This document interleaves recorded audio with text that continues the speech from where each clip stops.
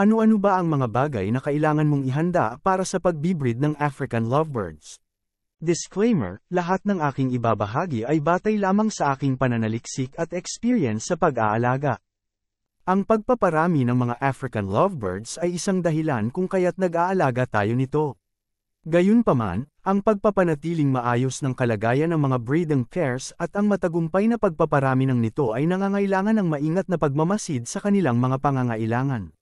Sa talakayang ito, tatalakayin natin ang mga bagay na makakatulong sa atin sa pagpaparami ng African lovebirds, kabilang ang pag-setup ng kulungan o aviary, mga kondisyon sa kapaligiran, mga materyales sa pagpupugad, nutrisyon, privacy, at monitoring.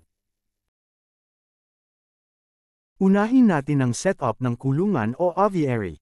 May dalawang uri ng breeding cage setup, ang individual cage setup at ang colony setup. Parehong may cons and pros ang dalawang ito.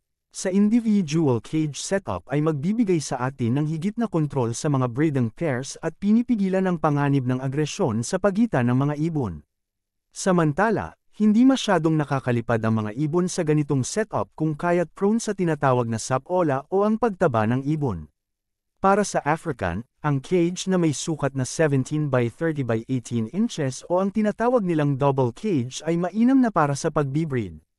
Ang colony setup naman ay nagbibigay ng mas malaking espasyo para sa natural na mga gawi at social interactions ngunit nangangailangan ng maingat na pagmamatsyag upang tiyakin na ang mga breeding pairs ay magkasundo at hindi nag-aaway-away.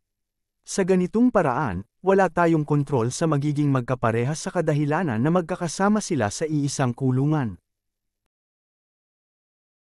Sunod ay ang kondisyon ng kapaligiran. Panatilihin ang optimal na mga kondisyon sa kapaligiran tulad ng temperatura, ingay, liwanag at ibang uri ng mga hayop.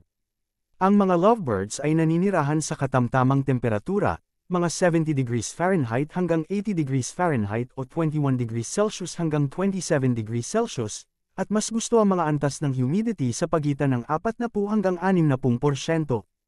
Kung ang iyong setup ay indoor, siguraduhing may sapat na ventilasyon upang maiwasan ang mga problema sa paghinga.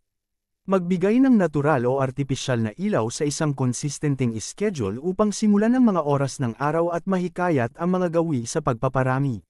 Samantala, kung ang iyong setup ay outdoor, mainam na ilagay sila sa tahimik, hindi mainit na lugar at walang ibang hayop na maaaring magsanhi ng kanilang pagkabulabog. Para sa kanilang nesting material at nesting boxes, magbigay ng iba't ibang mga nesting materials tulad ng pinunit na papel, mga sanga ng nyog, o mga tuyong damo para sa mga lovebirds upang itayo ang kanilang mga pugad. Ang natural na ginagamit na nesting material dito sa atin ay ang kusot at sanga ng malunggay.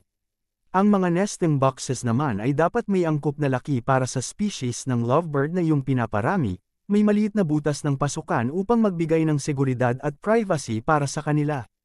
Ang standard size ng nest box ng African ay 8 by 8 by 10 inches. Dumako naman tayo sa pagkain, dieta at nutrisyon. Mahalaga ang balanseng pagbibigay ng pagkain sa ating mga alaga para sa matagumpay na pagpaparami. Maaaring mabigay ng iba't ibang sariwang prutas, gulay, at pellets upang tiyakin na ang mga breeding pairs ay nakakatanggap ng kinakailangang mga sustansya. Magbigay lamang na sapat na dami ng patuka para sa kanila upang maiwasan ang labis na pagtaba ng ibon. Kakailanganin din ang suplementasyon ng calcium, lalo na para sa mga babae na naglalabas ng mga itlog. Upang maiwasan ang kakulangan sa calcium, maaaring maglagay ng mineral block o cuttle bone sa kanilang mga kulungan. Ang paggamit ng mga vitamins ay optional ngunit mas mainam na gumamit nito upang matugunan ang lahat ng mineral na kinakailangan ng kanilang katawan. Para sa kanilang privacy at security, ating bawasan ang mga abala at mga nagdudulot ng stress sa kanila upang mas maging matagumpay sa pagpaparami. Panatilihin na ang lugar ng pagpaparami ay medyo tahimik at malayo sa biglang maingay o pagkaabala. Iwasan ang madalas na paghawak sa mga breeding pairs, lalo na sa panahon ng pagnesting at pangingitlog. Iwasan din ang labis na pagsilip sa kanilang nest box na maaaring magsanhi ng pagkatakot at pag-abandona ng breeding pairs sa kanilang itlog o inakay. Regular na bantayan ang mga breeding pairs para sa mga palatandaan ng agresyon, mating behavior, at pangingitlog. Panatilihin ang tamang pagmamasid sa mga nesting box upang tiyakin na ang mga itlog ay maayos na ini-incubate at ang mga inakay ay maayos na naaalagaan. Makialam lamang kung may lumitaw na anumang mga problema tulad ng inabandonang mga itlog o mga inakay, upang maiwasan ang mga komplikasyon sa pagpaparami.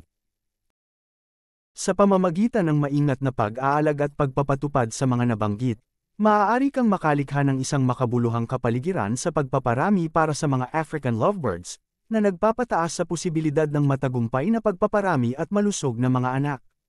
Ang regular na pagmamasid, pag-aalaga, at pag-aayos batay sa mga gawi at pangangailangan ng iyong mga ibon ay mahalaga para sa optimal na mga resulta sa pagpaparami. Kung nahanap mo ang video na ito na nakakatulong, huwag kalimutang pindutin ang like button at mag-subscribe na para sa mas marami pang kakaibang video tulad nito. Huwag kalimutan pindutin ang notification bell para hindi mo malampasan ang anumang update. Mayroon ka bang mga tanong?